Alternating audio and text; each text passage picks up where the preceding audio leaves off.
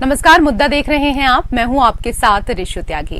राजस्थान को लेकर कांग्रेस की आज दिल्ली में बड़ी बैठक हुई। मल्लिकार्जुन खड़गे की अध्यक्षता में हुई बैठक में कांग्रेस के 30 बड़े नेता शामिल हुए। सीएम गहलोत वीसी के जरिए मीटिंग में जुड़े क्योंकि उनके अंगूठे में चोट लगी हुई है। इस बैठक में राहुल गांधी भी शामिल हुए। बैठक में राजस्थान के चुनाव किस तरीके से लड़ा जाए, इसको लेकर यहां पर मंथन हुआ है। लेकिन सबसे अहम सचिन पायलट का मुद्दा रहा। इस बात की भी चर्चा हुई कि आखिर पूर्व डिप्टी सीएम और पूर्व पीसीसी चीफ सचिन पायलट की विधानसभा चुनाव में क्या भूमिका होगी। पिछले दिनों हुई मुलाकात में सचिन पायलट ने सब कुछ राहुल गांधी के ऊपर छोड़ दिया था, जिसके बाद राहुल गांधी की ओर से भी उन्हें पूरा सम्मान दिया जाने का आश्वासन दिया गया है। ऐसे में सचिन पायलट को क्या कुछ जिम्मेदारी मिलती है, ये भी देखना अहम होगा। कहा जा रहा है कि छत्तीसगढ़ जैसा फॉर्मूला अपनाया जा सकता है। उधर इस बैठक से एक दिन पहले मुख्यमंत्री गहलोत ने सचिन पायलट की कई मांगों को मान लिया है। गहलोत ने कहा कि राजस्थान सरकार भर्ती परीक्षा के प्रश्न पत्र लीक मामले में सजा को मौजूदा 10 साल से बढ़ाकर आजीवन कारावास तक करने के लिए अगले विधानसभा सत्र में एक विधेयक लाएगी। पायलट ने अपनी जन संघर्ष यात्रा के दौरान प्रदेश सरकार के सामने 3 मांगे रखी थी, जिनमें राजस्थान लोक सेवा आयोग का पुनर्गठन, सरकारी परीक्षा के प्रश्न पत्र लीक से प्रभावित युवाओं को मुआवजा और पिछली वसुंधरा राजे सरकार पर लगे भ्रष्टाचार के आरोप की उच्च स्तरीय जांच शामिल थी। दरअसल राजस्थान की 200 विधानसभा सीटों के लिए इस साल के अंत में चुनाव होंगे, लेकिन सीएम अशोक गहलोत और पूर्व डिप्टी सीएम सचिन पायलट के बीच पुराना सत्ता संघर्ष कांग्रेस के बीच चिंता का कारण बना हुआ है। हालांकि पिछले साल आलाकमान द्वारा गहलोत और पायलट के बीच शांति स्थापित करने के लिए कई प्रयास किए गए ताकि बीजेपी चुनाव में इसका फायदा नहीं उठा सके, लेकिन ये मुद्दा फिर से उभर रहा है। उधर बीजेपी गहलोत और पायलट की जंग का फायदा उठाने की कोशिश में लगी हुई है। गहलोत सरकार को करप्शन पर घेरने से लेकर सचिन पायलट के प्रभाव का तोड़ निकालने के लिए बीजेपी के शीर्ष नेताओं के प्रदेश में ताबड़तोड़ दौरे से लेकर और संगठन में सोशल इंजीनियरिंग के तहत बदलाव करने तक के सभी पैतरे आजमाए जा रहे हैं। खुद पीएम मोदी एक बार फिर राजस्थान को सौगात देने के लिए 8 जुलाई को राजस्थान आ रहे हैं। राजस्थान में ओबीसी वर्ग सबसे बड़ा वोट बैंक है। प्रदेश में 50 से ज्यादा सीटों पर ओबीसी विधायक चुनकर आते हैं। सीएम गहलोत के प्रभाव वाले अकेले जोधपुर संभाग में ही 15 ओबीसी विधायक हैं, जिनमें 11 कांग्रेस से हैं। इसलिए बीजेपी यहां ओबीसी मोर्चा की राष्ट्रीय कार्य समिति की बैठक कर चुकी है। प्रदेश अध्यक्ष सीपी जोशी की नई टीम में 29 में से 10 चेहरे ओबीसी वर्ग से शामिल करके बीजेपी ने ओबीसी समुदाय से जोड़ मजबूत किया है। इसमें से भी जाट समुदाय से आने वाले नेताओं को बड़ी जिम्मेदारी दी गई है। इसमें से भी सोशल इंजीनियरिंग का ध्यान रखते हुए जाट समुदाय के नेताओं को बड़ी जिम्मेदारी सौंपी गई है। अब जबकि सचिन पायलट ने नई पार्टी नहीं बनाई है और उनसे कांग्रेस में रहकर ही अपनी लड़ाई जारी रखने की उम्मीद है, ऐसे में बीजेपी ने गुर्जर समुदाय पर पायलट के प्रभाव को भी कम करने की रणनीति बनाई है।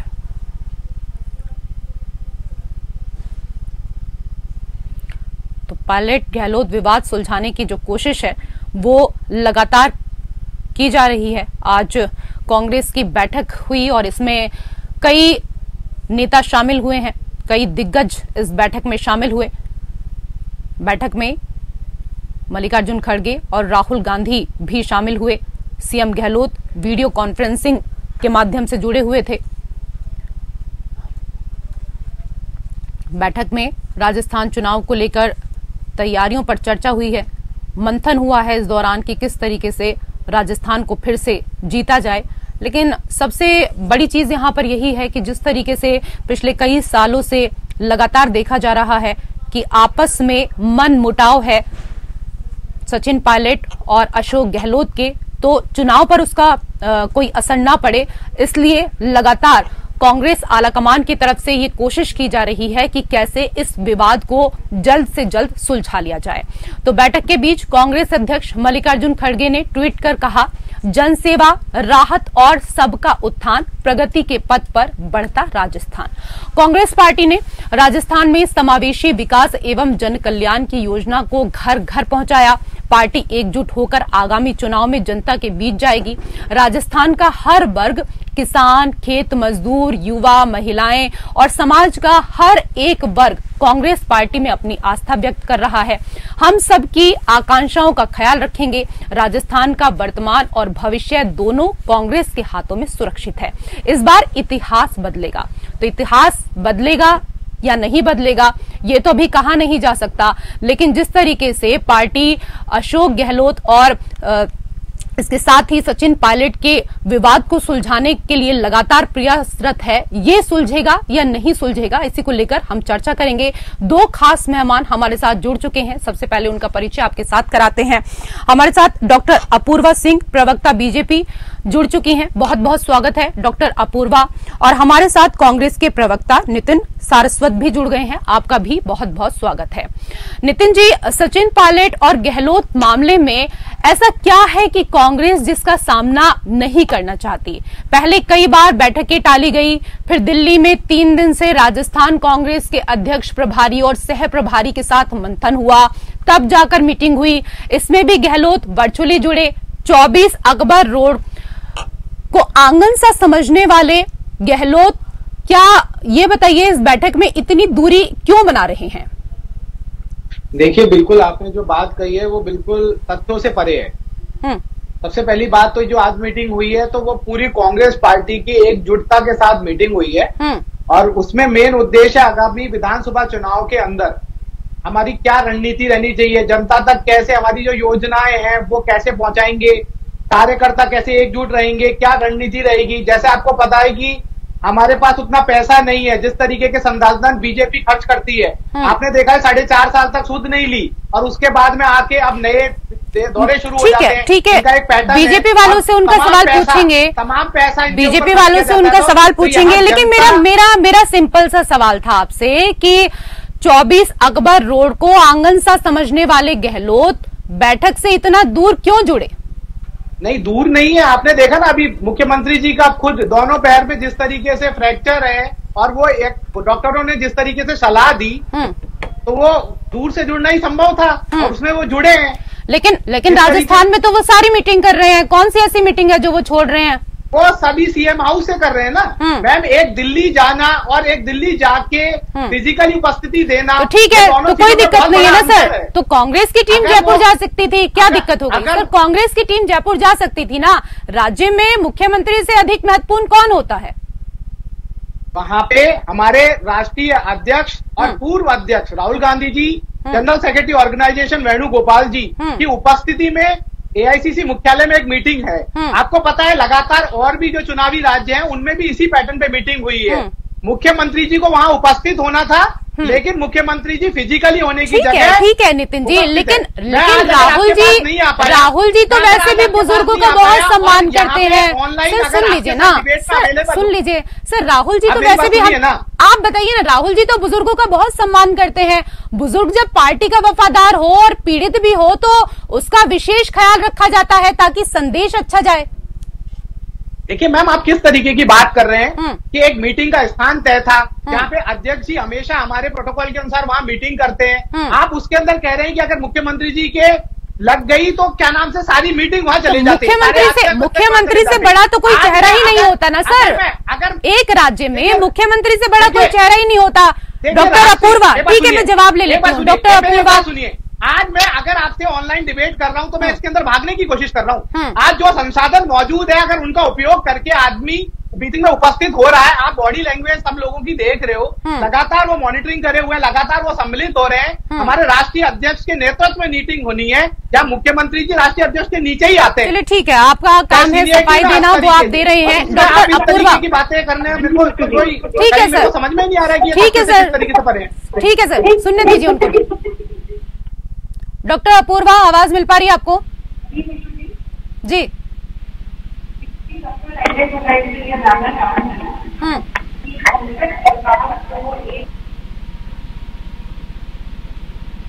आपकी आवाज हमें क्लियर नहीं आ रही है डॉक्टर अपूर्वा। आपको मेरी आवाज मिल पा रही है?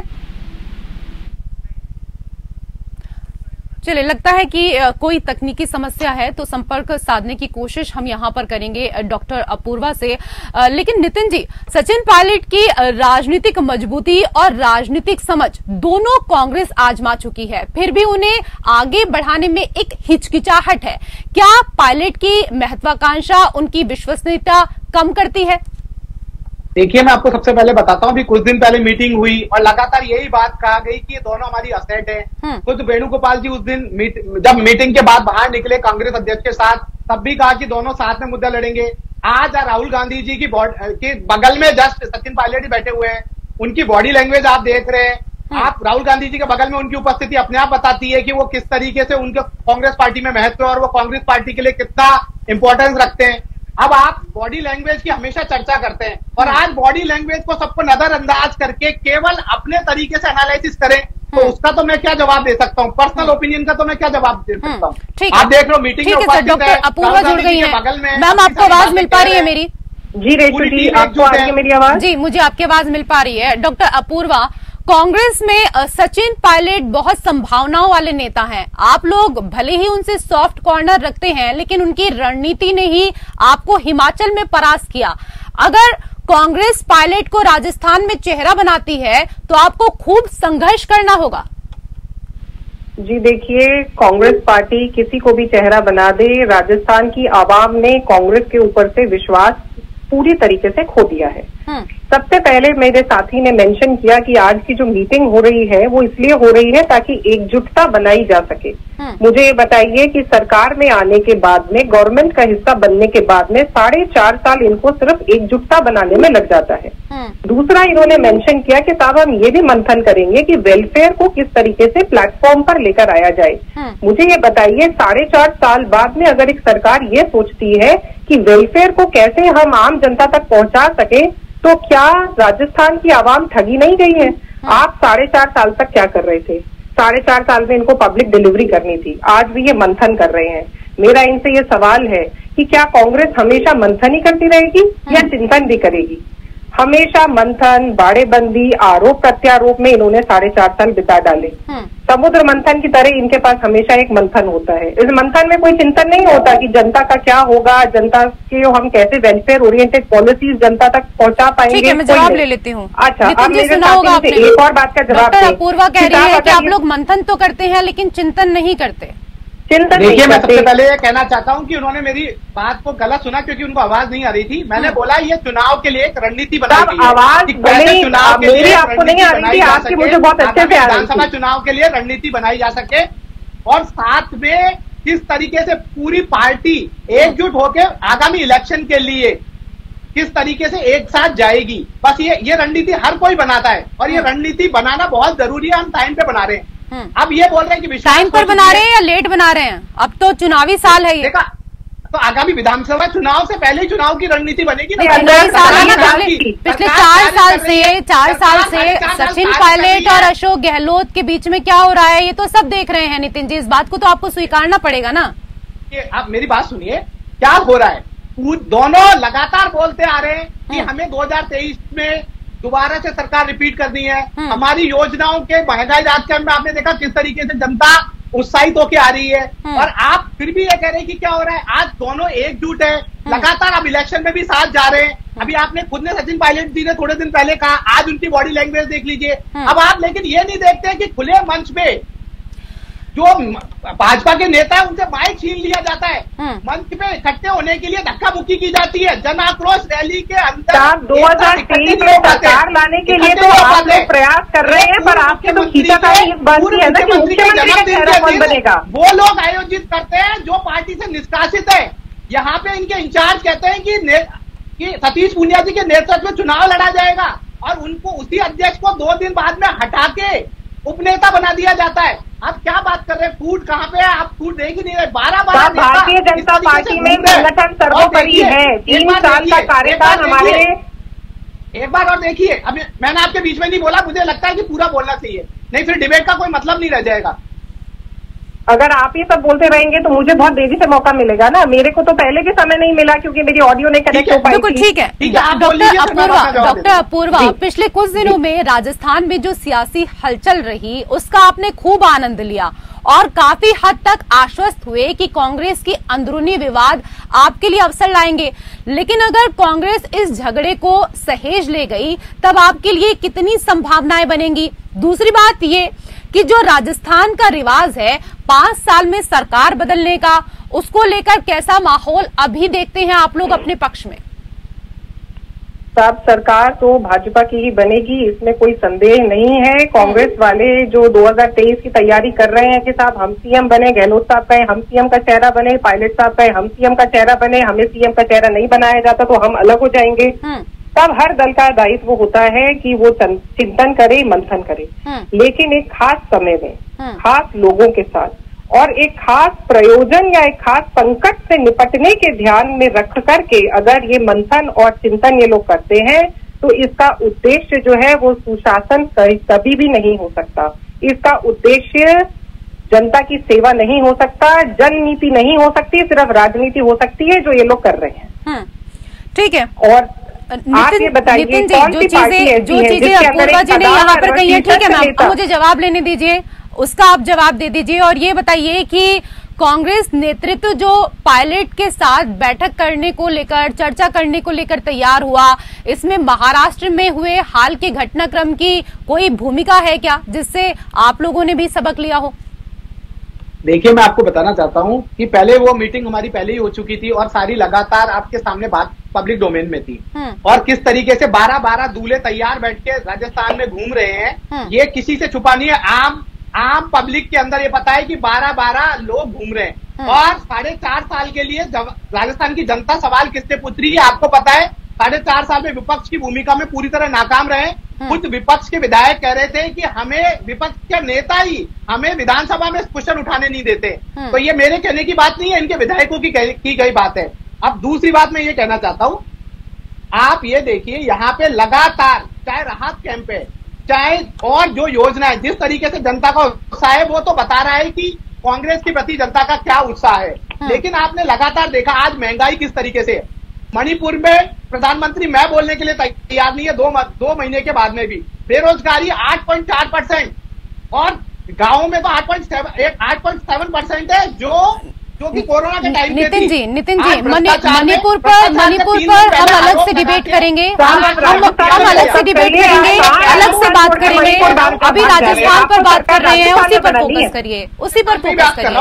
अपूर्वा जी, ठीक है सर। अपूर्वा जी, आप लोग राजस्थान में जो ओबीसी वोट बैंक को साधने के प्रयास में लगे हैं, क्या जातीय समन्वय से गुर्जर प्लस ओबीसी वोट आपके खेमे में आ जाएगा, जबकि आपके पास जो है वो पायलट जैसा चेहरा भी नहीं है कोई?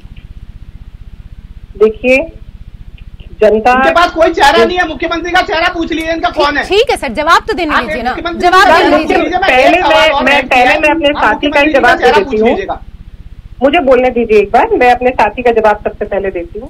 तब कांग्रेस वो पार्टी थी जो बीजेपी की जो शीर्षस्थ नेता है उनसे हमेशा से सवाल खड़े करती थी, तो ये तो इनको खुशी होनी चाहिए और इनको ये सौभाग्य मानना चाहिए कि राजस्थान में भाजपा के पास में आज भी कम से कम 12 चेहरे तो हैं जो इस प्रदेश को चला सकते हैं। दूसरी बात ये है, भाजपा में संगठन सर्वोपरि है। भाजपा ने पहले ही इस चीज को क्लियर कर दिया है कि हमारे यहाँ चुनाव जो है वो मोदी जी के चेहरे पे होगा।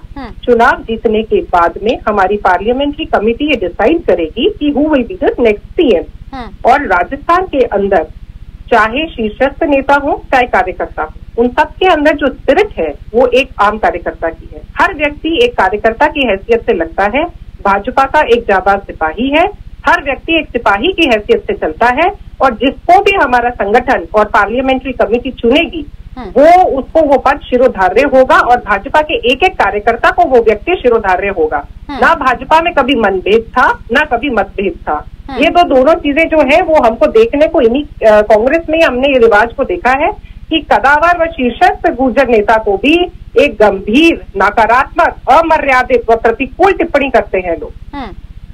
ठीक है, मनभेद और मतभेद जो है वो तो कांग्रेस में कई साल से हम देख रहे हैं और बीजेपी का साफ तौर पर कहना है कि हमारे यहाँ पर कोई न मनभेद है न मतभेद है। और जैसा कि अभी आपने कहा नितिन जी कि इनके पास कौन सा चेहरा है, इससे पहले आप खुद ही कह रहे थे कि इनके पास तो 12-12 चेहरे हैं।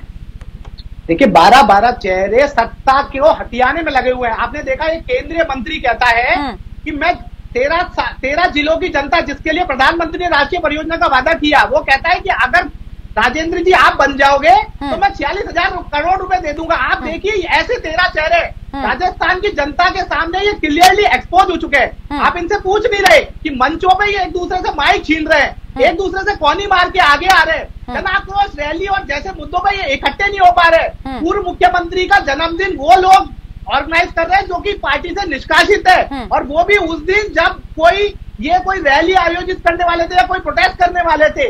तो आपको आज भी एक मंच में ये इकट्ठे नहीं हो पाए और आप हमसे पूछ रहे। कोई बात नहीं, जनता को भी हम जवाब देंगे। जनता को पता है कि हम ही काम करने वाले हैं। दीजिए ना जनता को जवाब दीजिए ना। आपकी पार्टी में क्यों हमेशा रहता है कोई इधर चला कोई उधर चला?